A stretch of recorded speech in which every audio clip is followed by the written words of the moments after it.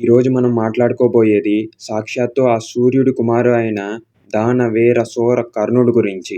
ఈ వీడియోలో మనం కర్ణుడి గొప్పతనం గురించి, కర్ణుడి విశేషాలు, కర్ణుడి బలం గురించి మనం తెలుసుకుందాం.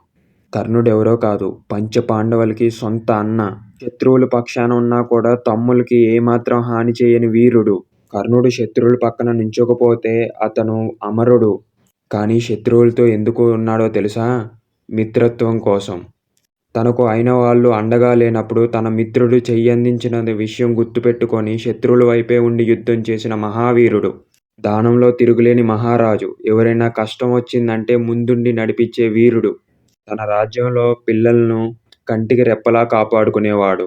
రాజ్య పాలన, శిక్షణ కర్ణుడికి తప్ప ఎవరికీ సాధ్యం కాదు. కానీ ఇంత మంచి వీరుడికి కూడా కోటాది కోటి శాపాలు తనకు వెన్నంటూ ఉండి నడిపించలేకపోయాయి. కన్న తల్లి వదిలేసింది. చదువు చెప్పిన గురువు శాపాలు ఇచ్చాడు. భూతల్లి సైతం శాపం ఇచ్చింది. ఏం చేయగలడు ఇంక కర్ణుడు? కానీ మహాభారతం ఉన్నంత వరకు కర్ణుడి స్థానం అలాగే ఉంటది. తనని అందరూ సూతపుత్రుడు అని ఎక్కిరిస్తుంటే దుర్యోధనుడు సైతం తన వెంట ఉండి తన మిత్రుడు అని హక్కున చేర్చుకున్నాడు.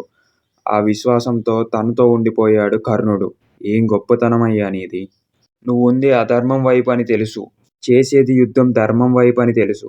కానీ మిత్రత్వం కోసం శత్రువుల వైపే ఉండిపోయి నీ నమ్మకాన్ని చాటుకున్నావు. ఎన్ని యుగాలు మనిషి జాతి ఉన్నా కూడా నీ గొప్పతనాన్ని, నీ కీర్తిని ప్రకాశిస్తూనే ఉంటాయి. పాండవులు యుద్ధం గెలిచి ఉండొచ్చు, కానీ నువ్వు మా హృదయాల్ని గెలుచుకొని ఎప్పుడూ మా హృదయాల్లో ఉండిపోతావు. కృష్ణుడు సైతం ఈ మాటలు పలికాడు. మేమెంత? ఇది మహాభారత యుద్ధంలో జరిగిన సంఘటనలు ఇప్పుడు మనం మాట్లాడుకుందాం.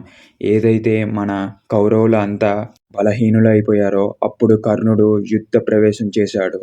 అక్కడ నుంచి పంచపాండవుల సేనను మొత్తం కొంచెంగా నలుచుకుంటూ వచ్చాడు.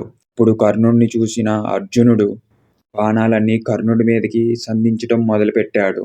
కర్ణుడు గాంధీవంతో అలాంటి యుద్ధమే సాగుతూ ఉంచాడు. అర్జునుడి రథం పైన ముల్లోకాలు ఏలే కృష్ణుడు, ఆ సూర్యుడిని సైతం పండనుకొని తినేయటానికి వెళ్ళిన హనుమంతుడు, ముక్కోటి దేవతలు అందరూ అర్జునుడి వైపు ఉన్నాడు. సూర్యపుత్రుడే కర్ణుడి రథం పైన శల్యుడు, కర్ణుడు మాత్రమే యుద్ధం చేస్తున్నారు. బాణాల తాకిడికి అర్జునుడి రథం 2 అడుగులు వెనక్కి సాగగా, కానీ కర్ణుడి రథం మాత్రం 10 అడుగులు వెనక్కి వెళ్ళింది.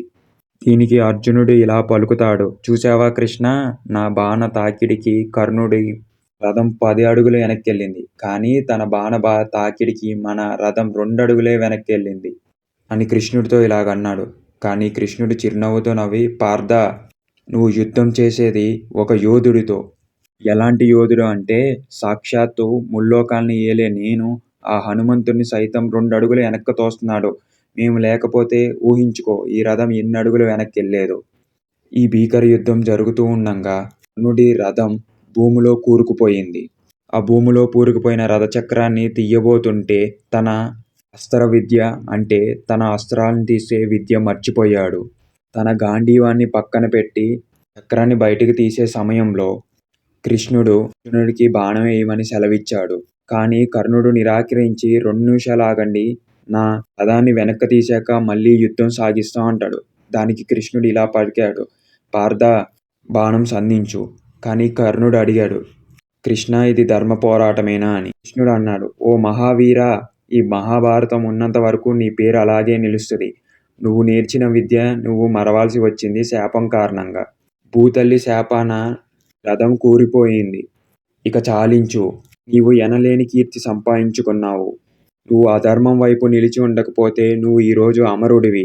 నీ గొప్పతనం, నీ గొప్ప పోరాటం ఈ లోకాలు ఎప్పుడూ గుర్తు పెట్టుకుంటాయి. సూర్యపుత్ర కర్ణుడు అంటే ఒక మహావీరుడు అని ఇక సెలవిచ్చి కర్ణుడు చెలించాడు. ఇక్కడ 2 తప్పులు జరిగాయి. 1, అధర్మం వైపు ఉండి పోరాడాడు. తన బంగారు ఆభరణాలు, కుండరాలు అన్నీ ఇంద్రుడికి ఇచ్చేశాడు. అదే అవు అంటే ఎవ్వరూ తన్నేం చేయలేరు. ఇది తెలుసుకున్న దుర్యోధనుడి గుండె పగిలిపోయింది. కర్ణుడి పూర్తి కథ కావాలంటే కామెంట్ రూపంలో తెలపండి.